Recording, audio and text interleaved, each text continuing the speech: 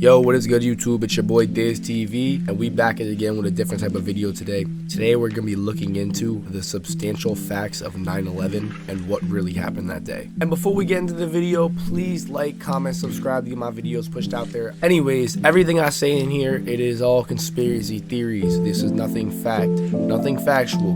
Government, if you're looking at me, look the other way. The basics. A lot of people don't even know that the Twin Towers were not the only World Trade Center that got destroyed on 9/11. Later on in the day of 9/11, World Trade Center 7 would go on to burn down. World Trade Center 7 was actively investigating Wall Street on $300 billion worth of fraud, and all those papers were burnt down to the ground with it. And I already know I'm gonna get the question, wasn't it computerized? Don't we still have any of the documents? It's as simple as no.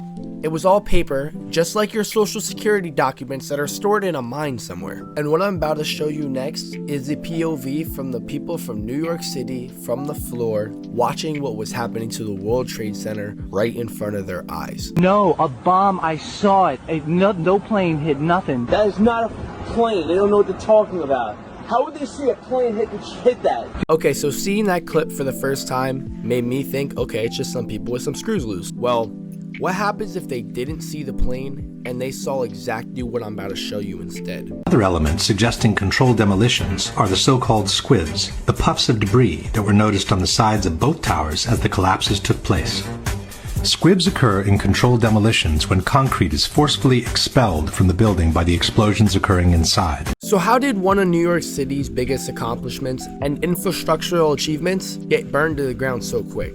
Well, why don't we ask the New York City firefighters? There was nobody there. What did we do?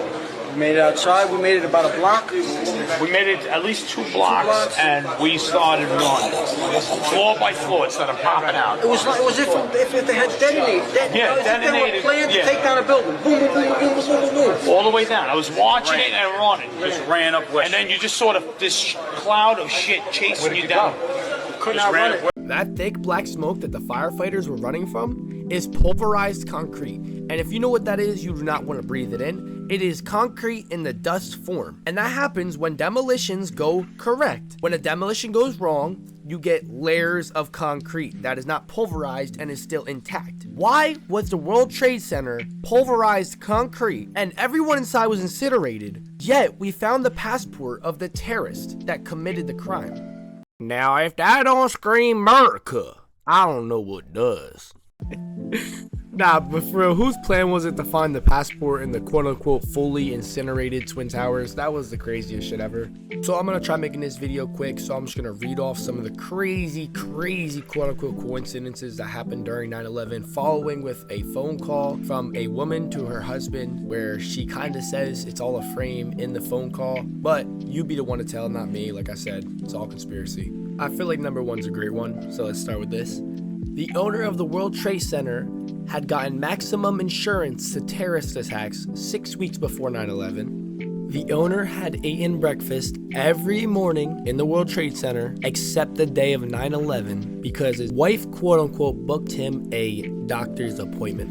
And last but not least, 1 year prior to 9/11, Bush's administration released a bill saying that they needed more funding among the country for the military. And in that bill, he said it would take a catastrophic event like Pearl Harbor to achieve funding. Now, why would he say that and something like that actually happen?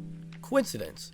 Our government wouldn't hurt us in any way or steal money from us or try to cover up anything. Anyways, I am gonna show you the video of a phone call between a woman and her husband. And in this video, you could hear her say it is staged. We also have the dramatic message left by flight attendant Cece Lyles in her husband's answering machine before briefly talking to him on her cell phone.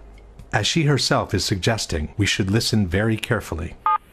Tuesday, 9:47 a.m. Hi, baby. Baby, you have to listen to me carefully. I'm on a plane that's been hijacked. I'm on the plane. I'm calling from the plane. I want to tell you I love you. Please tell my children that. We too can notice the absence of the typical background noise heard inside a plane. I don't know what to say. There's 3 guys. They've hijacked the plane. I'm trying to be calm. After saying goodbye, she seems to fumble with the headset while she whispers a few more words into the mouthpiece. I hope to be able to see your face again, baby. I love you. Bye.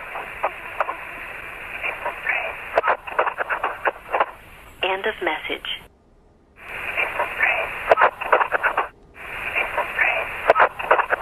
Even by playing the segment several times, it remains difficult to hear anything different from the words, "It's a frame." So I am no historian or nothing. I wasn't even born when 9/11 happened. But through the internet, I was able to compile this video, and I hope you guys enjoyed it a lot. If there's any other conspiracy theories you would like me to cover or go over, keep doing these type of videos. Please let me know in the comments. Any comment, like, or subscription means a lot. I'm not asking for no donations or time out of your day. I'm asking for a simple like and subscribe, and maybe a comment on a recommendation on what you guys would like to see in the future. I hope you guys enjoyed this video. It's Diz. I'm signing out.